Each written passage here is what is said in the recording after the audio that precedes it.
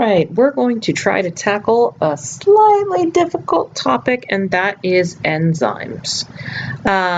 So, first, before we go any further, let's talk about enzymes and energy, because the significance of enzymes has a lot to do with energy.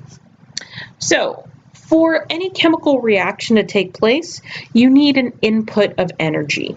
You need a little extra energy just to start shaking up and breaking up bonds. This is called the activation energy. Now, notice that the activation energy isn't necessarily kept by the products. For example, this is an exergonic reaction where the products have less energy than the reactants. So there's some energy that's going to be released. So while you have a net release of energy, you still need to put a little energy in to get this process started. This activation energy is usually used to change whatever molecules you're starting with into a kind of unstable transition state where the bonds between the atoms are weaker, and therefore you can rearrange those bonds. So all chemical reactions require some sort of activation energy. Now, a lot of times that activation energy could be supplied by something as simple as heat. You could heat up a system, a cell, a molecule, and that could supply the activation energy. Unfortunately, that's not really practical to just kind of heat up our bodies because, one, all chemical reactions would start happening, and two, our proteins and stuff would start to denature. So instead, our cells use something called catalysts. Catalysts are molecules that will lower the activation energy of the reactants of some sort of chemical reaction, and they do that usually by either kind of stressing the bonds of the reactants or doing something to put them into their transition state without a cell having to put in so much energy. So if you look at this graph here, you'll notice that this is the activation energy required for a reaction just to happen on its own. This is the activation energy required when you have a catalyst there. So a catalyst is going to help a chemical reaction happen. It's going to basically allow them to happen with a little less energy, and it's going to speed them up so they happen much faster. Notice that these reactions can happen. Catalyzed reaction isn't causing something kind of impossible to happen. It's just changing the speed at which it happens. And usually always these catalysts are unchanged by the chemical reaction. So they're not actually a part of the chemical reaction, they help it happen. Most catalysts in the body are going to be enzymes, but there are some few RNA molecules that can also be used as enzymes by our cells. These are called ribozymes. Oops. So I kind of like these diagrams because not only do they show you this whole activation energy concept, but I like this diagram right here, where you have to put some energy to, say, roll this ball uphill. And that's the only way to get it over this hump so that it can go downhill. When it's at the very edge, when it's kind of balanced, it's not in a stable state. It's going to fall one way or the other. That's kind of the transition state. So it's not something, a condition in which it can stay long term, and it is something you have to put a little energy in to achieve. So let's talk a bit of details about enzymes. So enzymes are a large chunk of the proteins that our DNA codes for. They're going to be used to facilitate or help most biological reactions in the body happen. This is really useful because while they can increase the chemical reaction rate, they are not used up in the process. So you can have a cell make an enzyme, and that enzyme can catalyze thousands of reactions in a second, and it can be used long term. So you can have an enzyme that's existing in your cells for hours, for days even, and it can perform hundreds of thousands of chemical reactions in its lifetime. They don't change whether a reaction is going to produce or release energy, so they're not going to make an endergonic reaction exergonic. They're not going to make it so that a chemical reaction releases energy. They're just going to allow that chemical reaction to happen a lot faster. Each enzyme is very, very specific. Each enzyme only catalyzes one chemical reaction. It only recognizes one single substrate or group of substrates. So you can have thousands of enzymes floating around in a cell, and each enzyme will only perform a specific chemical reaction. They do have, just like any other protein, they are affected by local environmental conditions like pH or temperature, or even salinity, which is how salty something is. This is something you should have learned your freshman year of bio, that a substrate is basically something that is going to bind to an enzyme and be changed during the chemical reaction. While they are bound together, an enzyme and a substrate together form an enzyme-substrate complex.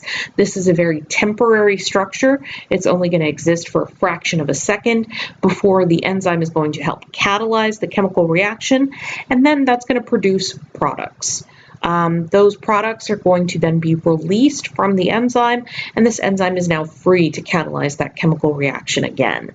All of this happens at the active site. It's where the activity is, and this is where a substrate physically kind of interacts with an enzyme. So when you have an enzyme without an enzyme, this is showing you the rate at which a reaction would happen. It's happening very slowly, probably happens at a constant rate. However, if you add the specific enzyme that catalyzes that reaction, you're going to have a much faster rate of reaction. And you can increase the substrate concentration, like what you see here. The higher the substrate concentration, the faster the reaction is going to occur, up until a certain point. This maximum rate is basically, you've got a ton of substrate there, but you've only got so many enzymes, and each of them is working as fast as they possibly can. And so you can add more and more substrate as much as you want, but unless you add more enzyme, this reaction has reached its maximum rate. So, one other thing I hope you remember from freshman bio is that most enzymes, their names end in ase. So you have things like sucrases, which break down sucrose, proteases, which break down proteins, lipases, which break down lipids. A polymerase is going to build a polymer, so it's going to make a polymer. And there are a few enzymes that do not end in ase. For example, pepsin is an enzyme in the stomach that breaks down proteins. So the enzyme substrate complex is not held together by any sort of long-term covalent bond. It's usually held together by either some sort of electric attraction or hydrogen bonding that's going to attract the substrate to the active site. The way that enzymes work is usually they are going to do a few things. They are going to bring substrates together, if there's more than one substrate, in the right orientation so that they can form a new bond. They will also stretch the bonds in a substrate molecule, making them slightly unstable. They're going to create this transition state that is going to basically, when it's going to pop it into the substrate into a transition state, and then that transition state is very unstable, so it's going to rapidly turn into some other conformation, namely turn into the products. And then some of the R groups of the enzyme may be directly involved in the chemical reaction, but remember, an enzyme is ultimately unchanged by the reaction. So there are two different ways that we can visualize this, two different models of how this happens. The first one, very simplified model, is the lock and key model, that basically a substrate and an enzyme fit together as specifically as a key fits into a lock. So for example, you have a particular lock, only one key will open it. You can try 100 different keys, but if it's not the key meant to open that lock, they won't fit together and it won't work. Similarly, an enzyme is shaped so that a substrate can fit into it. If you try and cram some other differently shaped substrate molecule into the active site, it will not fit and will not be catalyzed by the enzyme. There is another model which is kind of considered a little bit more accurate as far as the actual movement of the protein goes, and that is called induced fit. Basically, when a substrate binds to an enzyme, it actually changes the shape of the enzyme itself and leads to a tighter fit between the substrate and the enzyme, and that tighter fit will then stress bonds in the substrates so that they are in a transitional state. So you see a couple of different models. Here what you see on the bottom is an empty active site. Then notice once the two substrates bind, this is a glucose molecule right here, and this is ATP. Once that glucose molecule and ATP molecule bind, it changes the shape of the enzyme, which is going to put stress on the ATP and the glucose molecule so that an phosphate comes off of that ATP and ends up binding to the glucose.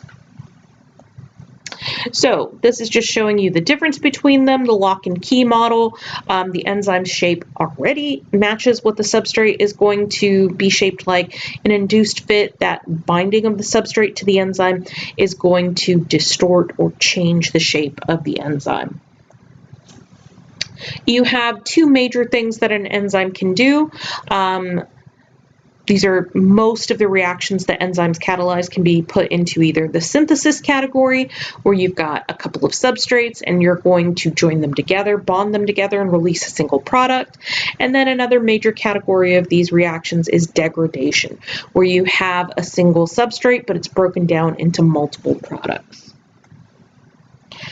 You also have other molecules that can be involved and can help the activity of an enzyme. These are called cofactors.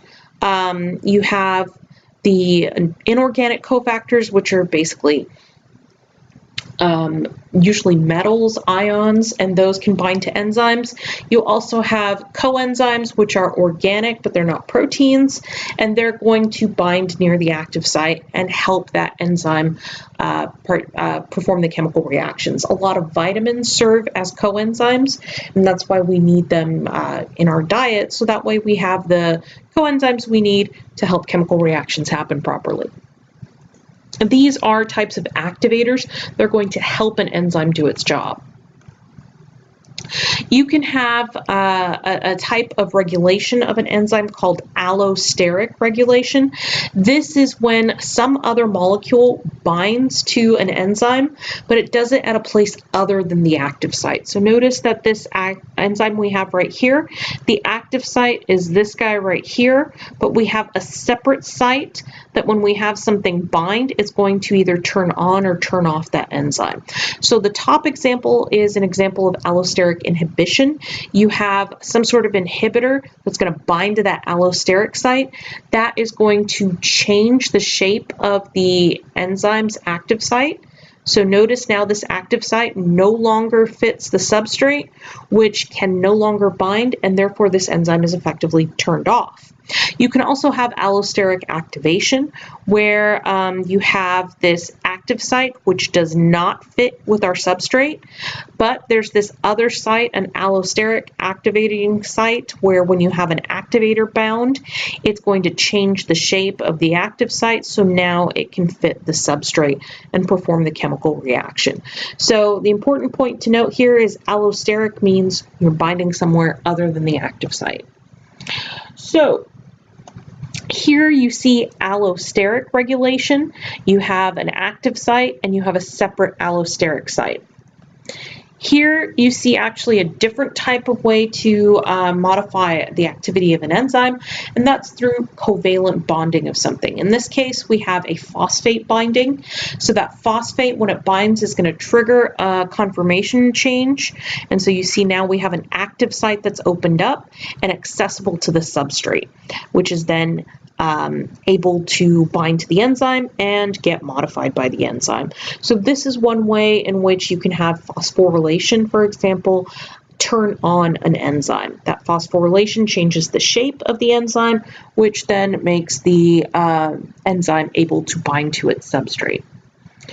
Just like you can have activators, you can also have inhibitors.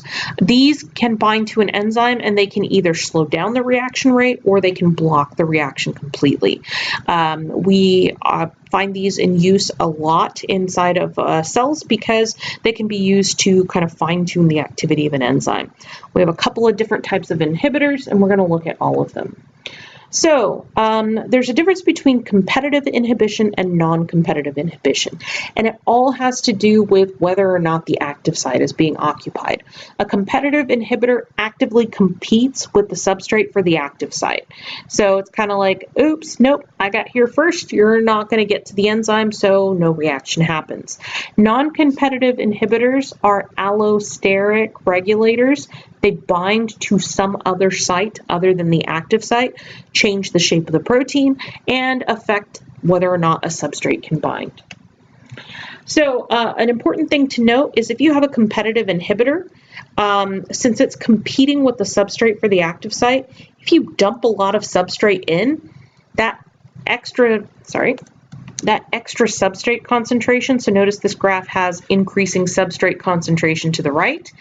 If you keep adding substrate, it can actually start out-competing that competitive inhibitor.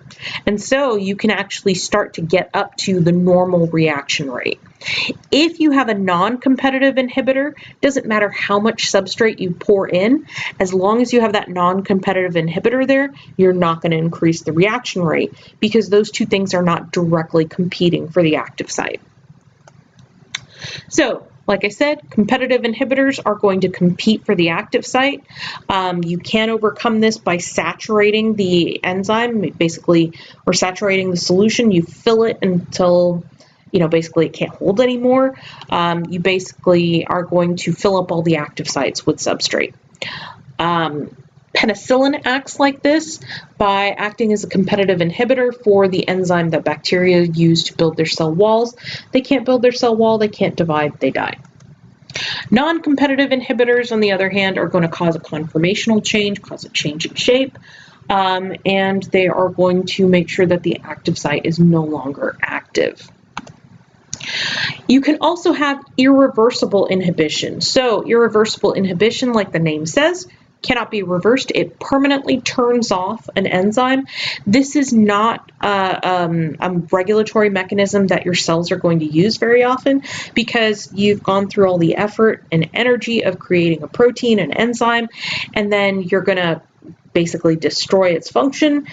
Not very useful to a cell. Your cells are going to tend to use reversible inhibition so they can turn on and turn off an enzyme. But there are a lot of toxins, there are a lot of chemicals that we can encounter in the environment that will permanently inhibit an enzyme, and that's how they cause whatever disastrous side effect they have. So cyanide, for example, inhibits the enzymes needed to make ATP. Without making ATP, your cells can't do any work, and so with a high enough dose of cyanide, you can actually kill a person.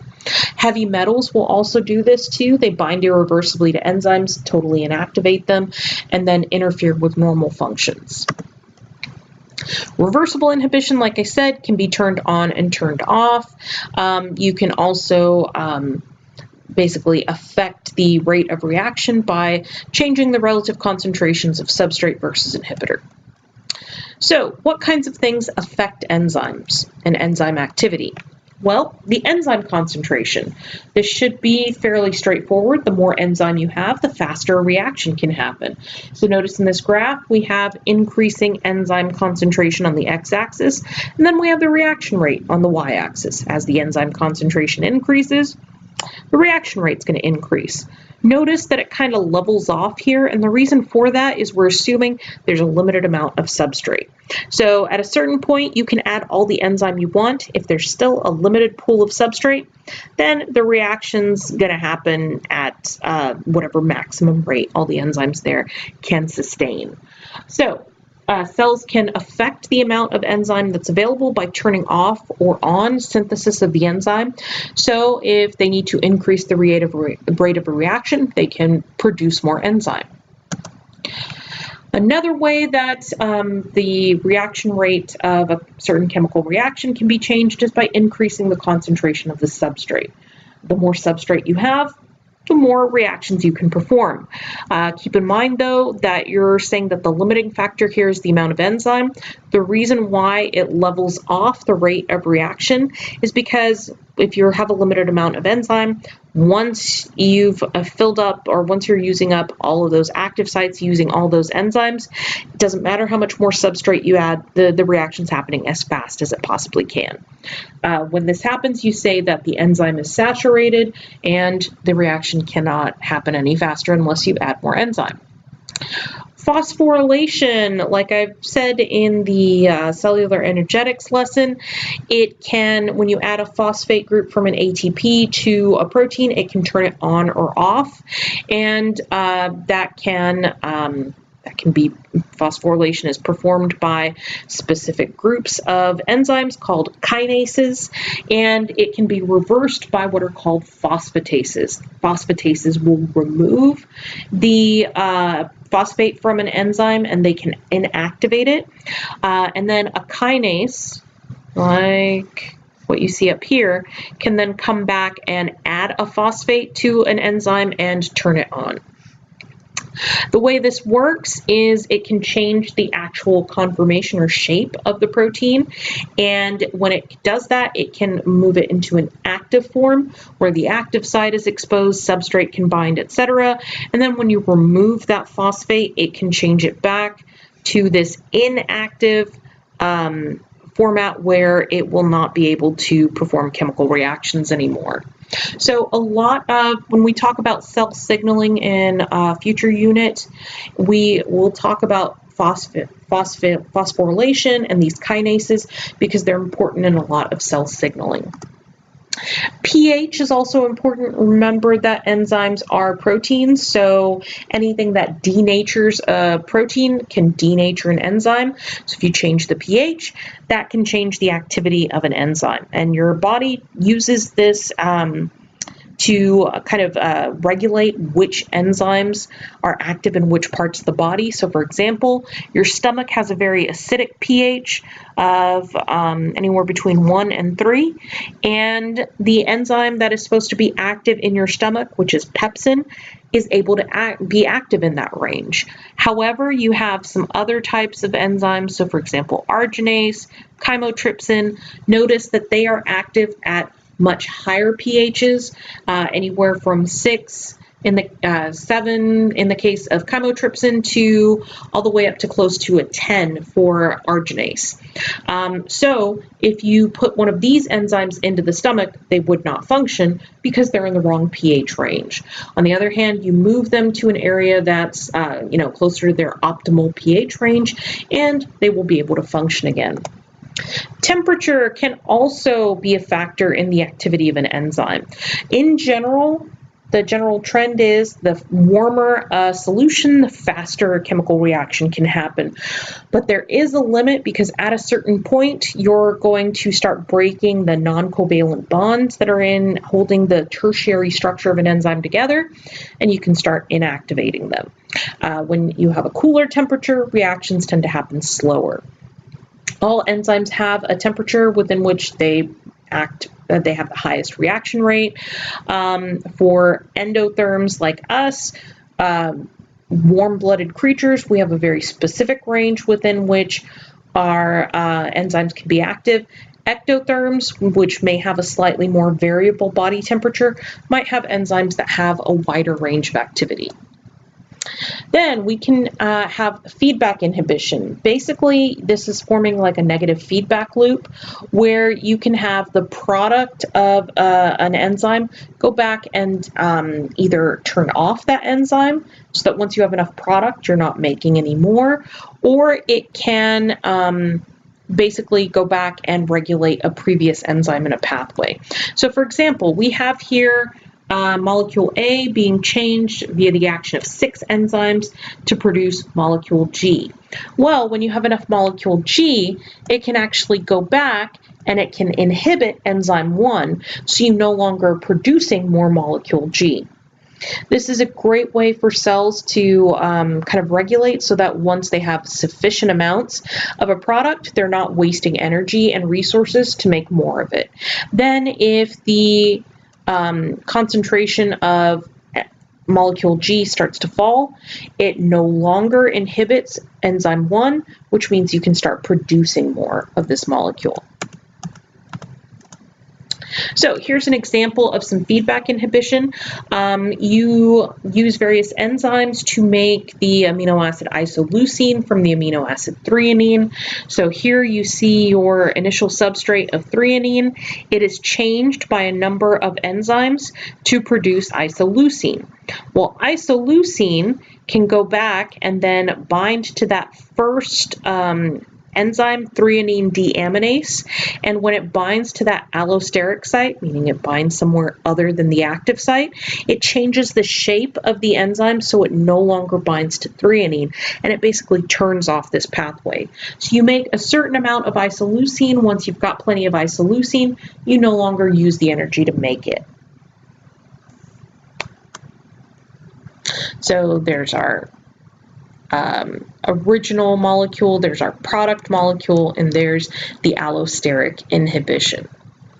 A lot of the chemical reactions that happen in the body are arranged in these metabolic pathways, where you have a series of enzymes making gradual changes to molecules to create new molecules.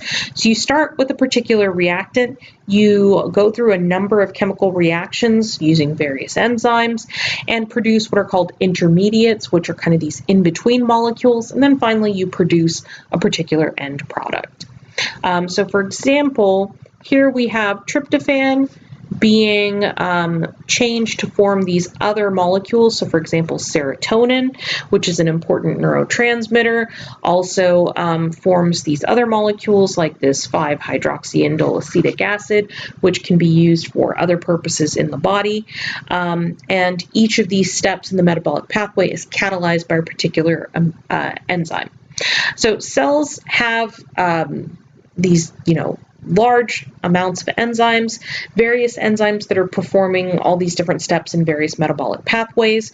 But when you're basically having these metabolic pathways with these small incremental changes, you can have some very, very specific regulation of when these reactions will happen. So, for example, you start with a molecule A again, and you can have one single enzyme that can catalyze the reaction of turning molecule A into molecule G, or you can have a number of enzymes performing smaller reactions, and the cool thing is that these metabolic pathways can interact. So for example, molecule D could be an intermediate in another pathway and then be used to make molecule H and then molecule I, etc. So you can use these metabolic pathways to form more than one product. A lot of these enzymes, if they're in the same metabolic pathway, will be arranged in complexes, so that basically here you see the substrate of enzyme 1 is going to turn into the product of enzyme 1, which becomes the substrate of enzyme 2, which produces a product that becomes the substrate of enzyme 3, which produces a product that becomes the substrate of enzyme 4. So it kind of maximizes efficiency, so products don't have to diffuse very far to get to the enzyme that's going to turn them into their next product. All right, I am going to include a number of links to animations in the description of the video. Please click on them, please look at them, because I know I threw a lot of information at y'all in this lesson, and these animations will hopefully help you guys understand these concepts a little better.